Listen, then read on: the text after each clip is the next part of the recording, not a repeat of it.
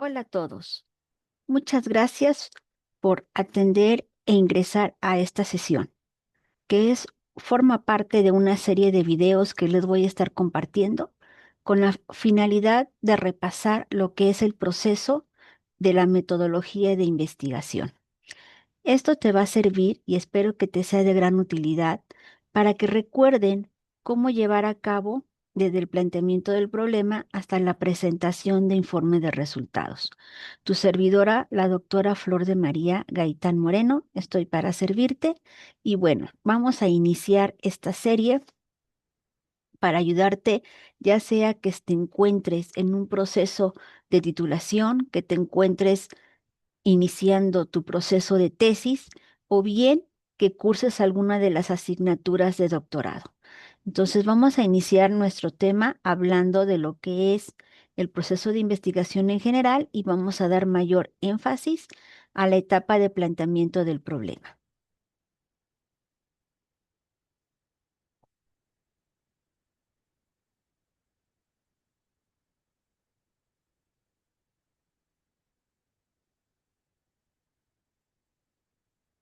Bien, entonces este curso se llama Introducción a la metodología de investigación.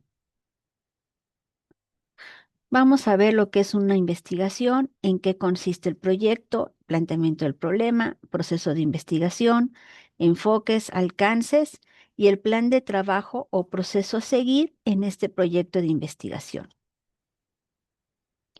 ¿Qué es una investigación? Se refiere a un proceso sistematizado que tiene como objetivo la creación o expansión de conocimiento, tomando como referencia el análisis, la observación y la valoración de datos e información. Esta investigación se subdivide, digámoslo así, en tres etapas. La primera etapa es el diseño de la investigación o lo que conocemos como protocolo, que consiste en toda la planeación paso a paso de lo que se va a llevar a cabo en este proyecto. Una segunda etapa es cuando ya te das a la tarea de desarrollar la investigación, es decir, ya una vez que ya tienes diseñado los instrumentos, los aplicas para recolectar los datos que se requieren. Y finalmente pasamos a lo que es la redacción del informe o reporte de resultados. Nos vamos a dirigir y a enfocar principalmente a lo que es la investigación educativa. Como ejemplo, voy a colocar esta interrogante general para partir nuestra investigación y es, ¿de qué manera un entorno virtual de aprendizaje puede favorecer la calidad educativa en mi institución o en la institución de estudio? Bueno, esto lo estoy enfocando dado que tanto si estás en la modalidad de presentar un informe final, si vas a publicar un artículo, vas a llevar a cabo una tesis de grado o estás dentro de una asignatura del doctorado, en todos estos casos se te solicita que lleves o que llegues a una propuesta de innovación educativa, es detectar una problemática y presentar una propuesta de solución, ¿ok? Entonces, bueno, me baso en este ejemplo. Lo primerito que tenemos que hacer ante cualquier proyecto de innovación educativa, siempre vamos a partir de un proceso de investigación. Y para ello, pues vamos a iniciar con la detección de necesidades, ¿sí? Aquí nos preguntamos, ¿qué se requiere investigar? ¿Ok? Entonces, primeramente vamos a observar nuestro entorno, ¿sí? Si estás dentro de una institución educativa o cualquier otra organización, pero concretamente en lo educativo, podemos cuestionarnos u observar qué está sucediendo con la comunidad educativa. Es decir, podemos observar el desempeño de los docentes, de los estudiantes, de los padres de familia o del personal administrativo. Incluso hasta podríamos también observar el desempeño directivo. También podemos observar qué está ocurriendo en los procesos, en los distintos procesos internos y externos de una institución. ¿Qué detecto en los recursos de trabajo? ¿Qué resultados deseo obtener? ¿Qué información requiero? ¿Dónde y cómo la puedo obtener? ¿Qué ocurre o qué puedo mejorar con apoyo de un entorno virtual de aprendizaje? Todo ello con base en, podemos también revisar lo que sería la filosofía y modelo institucional, alumnos, docentes, programas curriculares o las estrategias de enseñanza-aprendizaje o los recursos tecnológicos. Entonces vemos que es un campo muy amplio, ¿sí? Podemos tener una gran diversidad de objetos de estudio dentro de una institución u organización. Entonces, primeramente tenemos que plantearnos, una vez que ya observamos, analizamos lo que está ocurriendo, entonces podemos determinar qué se requiere investigar a mayor profundidad. ¿Qué se espera lograr con los datos obtenidos? Ya que una finalidad de una investigación es utilizar, no solamente es descubrir, sino es utilizar los datos para poder proponer la solución a la problemática que investigamos. ¿Por qué tiene relevancia la obtención de datos? Bien, entonces, una vez que nosotros nos planteamos estas interrogantes o que ya tenemos una idea de lo que queremos saber, vamos a entender también cuál es la diferencia o qué sería un problema o qué sería una necesidad. Entonces, con base nuevamente a nuestro ejemplo de pregunta, vamos a identificar las variables de estudio, identificando como entornos virtuales de aprendizaje, calidad educativa, institución u organización, detección de necesidades o problemas educativos, mediante la observación o entrevistas que podemos llevar a cabo con directivos, estudiantes, docentes, padres de familia o administrativos. No tienes que hacerlo, no significa que sí o sí tengas que entrevistar a todos estos actores. Probablemente tú te enfoques nada más a tus estudiantes o puede ser que si tú eres un directivo, probablemente sí te interese conocer cuáles son las condiciones de los docentes, ¿sí? Entonces tú puedes elegir hacia dónde te quieres dirigir, pero también a lo mejor te das cuenta que existen o detectas o supones que también puede haber áreas de mejora en cualquiera de los procesos educativos, internos o externos. Entonces podemos dirigir hacia allá nuestra observación o las entrevistas. Pero también puede ser que te interese principalmente identificar las causas por las cuales se obtienen los resultados que estás teniendo, ya sea con tus estudiantes. Por ejemplo, que a lo mejor detectas que hay un índice elevado de reprobación en determinada asignatura, ¿sí? Entonces, bueno, puedes dirigir, encaminar la investigación entonces hacia los resultados. Una necesidad es toda carencia manifiesta que afecta negativamente el desempeño deseado en cualquiera de los procesos educativos, administrativos o académicos de una institución u organización. Si por el contrario, tú no trabajas en una institución educativa, sino que trabajas dentro de una empresa, un negocio, pero tú estás a cargo de lo que es el área de capacitación, bueno, sabemos que esa área pues va de la mano y sigue siendo parte educativa. Entonces es exactamente lo mismo. Nada más cambian los personajes, cambian los actores, que serían los empleados, serían los trabajadores, ¿sí? De tu negocio, de tu empresa, pero pues todo está encaminado o dirigido hacia la mejora educativa. Podemos detectar diferentes tipos de necesidades, por ejemplo, de discrepancia entre lo deseado frente a lo observado. Democrática es cuando cambio deseado por una mayoría, cuando varias personas has escuchado o identificas que muchas personas quieren cambios en algún área de la organización o de un proceso. Diagnóstica es algo cuya ausencia o deficiencia puede resultar dañina y analítica es una acción predicha hacia el mejoramiento del estatus actual. Por lo tanto, necesitamos reflexionar qué se requiere y se puede llevar a cabo con los recursos que se tienen, ¿sí? O también detectar, pues, esas carencias que necesitamos para implementar el área de mejora. Ahora bien, aquí yo te presento ejemplos, ¿sí? De diferentes preguntas que tú puedes llevar a cabo. La invitación es que tú estructures con base, puedes tomar preguntas de aquí, es una guía de preguntas, pero tú las puedes cambiar o puedes plantear otras y si no, puedes reutilizar estas que están aquí. Esto puede aplicar en cualquier contexto, ¿sí? Que sea educativo o alguna empresa o negocio que tenga que ver con la capacitación. Percepción de desafíos actuales. ¿Cuáles consideras que son los principales desafíos o problemas que actualmente enfrenta la institución educativa en términos generales?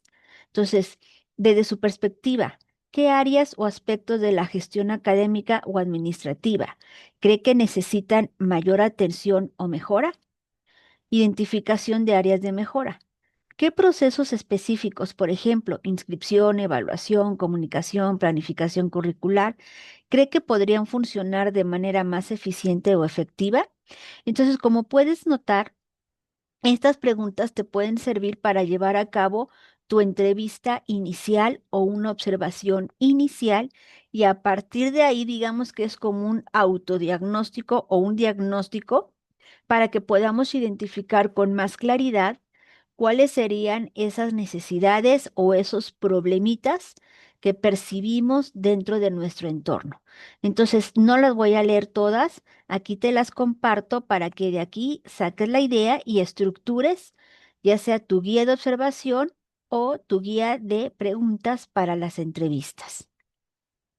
Entonces, aquí tiene que ver, sí, dirigido a los alumnos, apoyo académico y administrativo, interacción en ambiente escolar.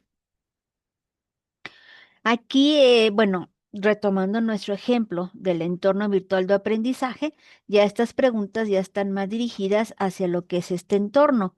Entonces, dice experiencia con tecnología educativa, potencial de los entornos virtuales, barreras de apoyo para la implementación. Aquí estas preguntas ya están más dirigidas para poder tener una idea de qué percepción tienen en relación a los entornos virtuales. ¿Sí? Entonces, ya aplicamos nuestra entrevista. Estos les recomiendo que lo hagan a la voz de ya, que en estos días siguientes te des a la tarea, ya sea de observar o de aplicar estas entrevistas a una, dos, tres personas para que entonces ya puedas ir definiendo cuál sería la problemática. Lo más probable es que detectes a lo mejor tres, cuatro necesidades o tres, cuatro problemas. Entonces, no significa que tu investigación la vas a dirigir a resolver todas estas necesidades, sino que tienes que establecer prioridades, identificar dentro de todos los problemas detectados cuál es el que te gustaría o llama más tu atención o consideras que tienes más posibilidades de poder profundizar en la obtención de datos y sobre todo encontrar probables soluciones. Una vez que tú ya identificas o ya te decides hacia dónde quieres dirigir tu proyecto, aquí te voy a repasar esta imagen, la retomé del libro de Sampieri, que por ahí también se los voy a proporcionar si no lo tienen. Y bueno, este es un resumen en general de los elementos que están implicados dentro de lo que es un problema cuantitativo de problema, ¿sí? Que no tienen tanta diferencia con lo cualitativo. La principal diferencia, lo vamos a ver más adelante en los enfoques, son las técnicas de recolección de datos, es lo que va a diferenciar entre si es cuantitativo o cualitativo. Ahora, elementos a considerar a la hora de plantear nuestra problemática. Dice, reunir los hechos con relación al problema, es decir, aquellos indicadores o aquellos aspectos, condiciones, situaciones que nos hacen creer o pensar que existe un problema o una necesidad. Determinar la importancia de los hechos, identificar las posibles relaciones para conocer la causa de la dificultad y determinar su importancia en el problema. Encontrar entre las explicaciones aquellas relaciones que permitan adquirir una visión amplia de la solución del problema. Hallar relaciones entre los hechos y las explicaciones. Analizar los supuestos en los que se apoyan los elementos identificados. Un ejemplo muy sencillo. Detectas que en el aula existe un gran índice de reprobación en matemáticas, ¿sí? Entonces, ¿cuáles serían esos indicadores, esas señales, esos foquitos rojos que te están dando la idea de que existe un problema en el aprendizaje de esa materia? Bueno, desde luego, en primera instancia puede ser la actitud de los estudiantes, los resultados de los exámenes que aplicas, la dificultad que observas en los estudiantes en el momento en que los pasas al pizarrón o en las tareas, ejercicios que realizan en el aula. Tú te puedes percatar esa presencia o detectas si hay una situación por ahí, pero probablemente no te queda totalmente claro cuál es la causa de la dificultad. Tú explicas el tema y qué es lo que sucede. Normalmente el alumno te dice o los alumnos te dicen, tú preguntas, ¿todo quedó claro? Y todos te dicen en coro, sí, todo va bien. Y a la hora del examen o a la hora de la tarea, pues te percatas que no es así, ¿sí? Entonces hay que averiguar cuáles serían esas causas de esa situación. Vas a establecer relaciones. Puede ser que, por mencionarte algunas causas, puede ser desde que el alumno no pone atención, la actitud del estudiante que no le gustan las matemáticas, las habilidades personales de cada alumno en cuanto a sus habilidades cognitivas, hasta puede ser situaciones de salud que no ve bien, que necesita lentes y entonces no comprende, no entiende la lectura. Puede ser falta de atención en el procedimiento o simplemente desinterés. Puede ser también la forma de explicar del docente, los materiales que utiliza el docente para poder dar su clase, en fin, ¿sí? O puede ser que el docente nada más explique una vez y con eso pues ya no fue suficiente. También pueden ser los hábitos de estudio del alumno. Entonces, si se dan cuenta, casi siempre todos los problemas educativos son consecuencia de diferentes factores de influencia, ¿sí? Entonces, tenemos que ir considerando cuáles pueden ser esos indicadores que llaman mi atención. El problema debe estar formulado claramente, describir los hechos, situaciones, participantes, características del fenómeno, lugares, fechas, conflictos, situaciones difíciles, desenlaces, etcétera. Si tú detectas que una sola vez en el bimestre, en 2 meses o en el primer corte, solamente hubo 3 reprobados, ¿sí? Pero luego en el siguiente corte académico que vuelves a realizar la evaluación, resulta que de la noche a la mañana reprueban 15. De 20 alumnos que tienes, reprueban 15.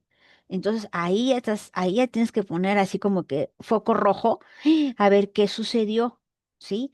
¿Qué conflicto, qué condiciones se presentaron que provocaron ese incremento en la reprobación? ¿Sí? Entonces tenemos que ir observando todos los hechos, situaciones, los participantes, si fue el maestro, si fue el alumno, si fueron los padres de familia, o sea, todo lo que está relacionado, todas aquellas situaciones o factores que pueden estar influyendo en esa problemática o necesidad. Defina claramente por qué lo considera un problema y para quién. O sea, es problema del estudiante, es problema mío. A lo mejor soy yo, docente, el que estoy fallando en la estrategia de enseñanza, o los alumnos están fallando, o incluso a lo mejor los padres de familia, porque no les ponen la más mínima atención, ¿sí? Entonces tenemos que definir, ¿sí? Expresar el problema y su relación con una o más variables. Aquí también tenemos que precisar.